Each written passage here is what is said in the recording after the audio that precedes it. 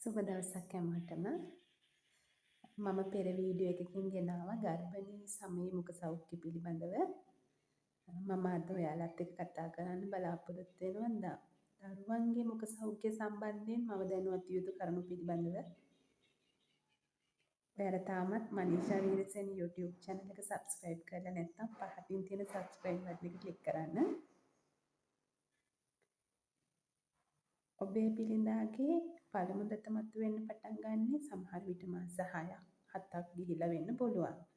නමුත් පළමු දත මතුවුදා පටන්ම දත් දිරා යාම ආරම්භ වෙන්න පුළුවන්. ඔබගේ මව්කිරි පමණක් දරුවාට ලබා දෙන්න ඕනි මාස 6ක් සම්පූර්ණ වන තුරු. මාස 6න් පසු අමතර ආහාර ආරම්භ කරන්න ඕනි. නමුත් කවමදාකවත් කිරි බෝතලයෙන් කිරි දීමෙන් වළකින්න. නිරන්තරයෙන්ම උරණ කෝප්පය භාවිතයෙන් වළකින්න. දත් දිරා යාම ඇති කරන විස බීජ අන් අයගෙන් ඔබේ බිරිඳාට බෝවීම සිදු වෙනවා. එම නිසා දරුවාගේ හා වැඩිහිටියන්ගේ කෙළ හුවමාරු වන අන්දමේ ක්‍රියාකාරකම් වලින් වළකින්න ඕනි. අපි බලමු මොනවද මේ එහෙම ක්‍රියාකාරකම් කියලා. ඒ කියන්නේ වැඩිහිටි අයගෙන් බිරිඳාට කෙළ හුවමාරු වෙන විවිධ අවස්ථා. එකක් තමයි දරුවන්ගේ කෑම නිවා ගන්න බොහෝ විට අම්මලා කටෙන් පිඹිනවා. අන්නේ අවස්ථාවල වැඩිහිටියන්ගේ කෙළ චූටි බිරිඳාගේ කෑම එකට හුවමාරු වෙනවා. තවත් අවස්ථාවක දරුවාට කෑම කවන්න, දරුවාගේ කෑම හදන හැන්ද වැඩිහිටි අයගේ කෑම වල රස බලන්න යොදා ගන්න අවස්ථා තියෙනවා. එහෙම වුණාම දරුවාට වැඩිහිටි අයගේ කෙළ හුවමාරු වෙන්න පුළුවන්. දරුවාගේ කෑම කවන කෑම හදන භාජන පවුලේ අය සමග හවුලෙන් භාවිතා කරන අවස්ථාවලත් මේ දේ සිද්ධ වෙන්න පුළුවන්. සමහර වෙලාවට දත් දිරා යාම සිදු වෙච්ච නැති ළමයි ඉන්නවා.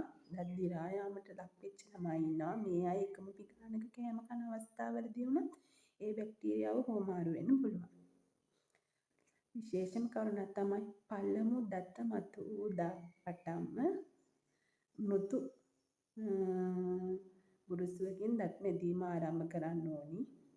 දරුවාගේ දත් මැදීමට ෆ්ලෝරයිඩ් අඩංගු දන්තාලේපයක් ඉතා ස්වල්ප වශයෙන් භාවිතා කරන්න ඕනි.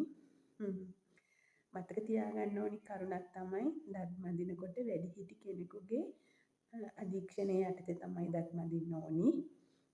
තුනී පටලයක් විදිහට මුං ඇටයක් තරමින් කඩල ඇටයක් තරමින් තමයි දන්තාලේප ගන්න ඕනි. මම ඒ පිළිබඳව වීඩියෝ එකක් අරගෙන එන්නම්. දත් මැදීමෙන් පසු වැඩිපුර දන්තාලේප කෙළ ගසලා ඉවත් කරන්න ඕනි. දන්තාලේප ගිලීමෙන් වළක්වා ගන්න ඕනි. වැඩිපුර දන්තාලේප ගිලුණොත් දන්ත ෆ්ලෝරෝසියාව කියන රෝග තත්ත්වය ඇති වෙන්න පුළුවන් දරුවන්ට. දත් මැදීමෙන් පසු අධික ලෙස ගොඩක් ජලය භාවිතා කරලා කට හොදන්න දෙන්න හොඳ නැහැ. එතකොට දත් වටා තැවරුණු ෆ්ලෝරයිඩ් ඔක්කොම විනාශ වෙන්න පුළුවන්.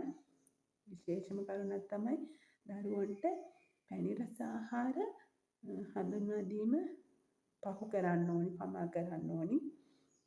එතකොට අපි ඒක පමා කරොත් දරුවෝ පැණි රසට ලොල් වෙන භාවය අඩු වෙනවා.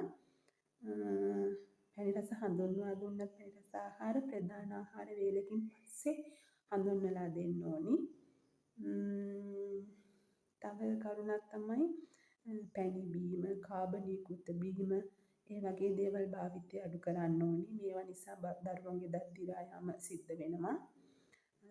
තව කරුණක් දරුවන්ගේ උඩුතොලයි කම්මුල උස්සලා දතේ විදුරු මස කිට්ටුවෙන් ඉදිරිපස දත්වල සුදු පාට හරි දුඹුරු පාට හරි පැල්ලම් තියෙනවද කියලා පරීක්ෂා කරලා බලන්න ඕනි. දරුවාට මාස 6ක් අවුරුද්දක් වගේ වුණාම ඒ කියන්නේ වසරක් පාසා දරුවා දන්ත වෛද්‍යවරයෙකු වෙත යොමු කරන්න ඕනි. තවත් මෙවැනි වටිනා වීඩියෝ එකකින් හමු වෙමු. ඔයාලා හැමෝටම සුබ දවසක්. මනීෂා වීරසේන YouTube නාලිකාව subscribe කරන්න.